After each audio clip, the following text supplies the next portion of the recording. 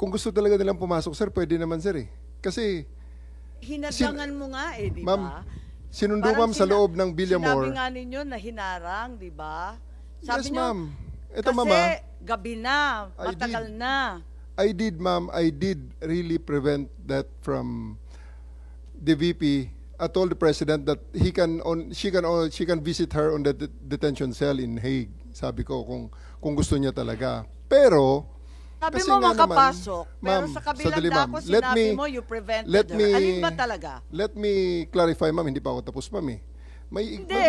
Iba-iba lang yung sinasabi mo, eh. Ma'am, patapusin niyo ako kung pwede.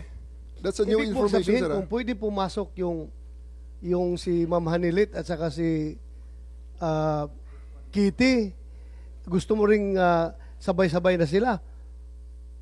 Sir, ganito.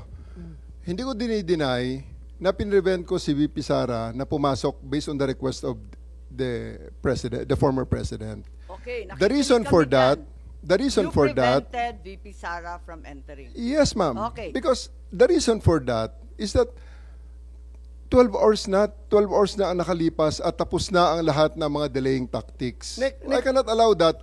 Otherwise, magiging magulo pa ang situation, Nag-expire sir. pala yung karapatan ng akusado. May expiration date pala yung karapatan ng anak na bumisita sa kanyang tatay. Sir, we do believe,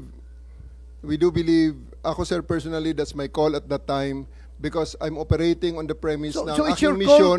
So it's your call to Yes, violate sir. the law. Yes. It's your call to violate the law. Dahil nakalagay sa batas, binasa ni Senator Alan Cayetano na bawal na pigilan yung anak na bumisita. So it's your call to violate the law. Hindi sa ganong context, sir. Oo. Anong konteksto? Anong Kasasabi konteksto mo mo? lang, talagang hinadlangan mo yung pagpasok eh.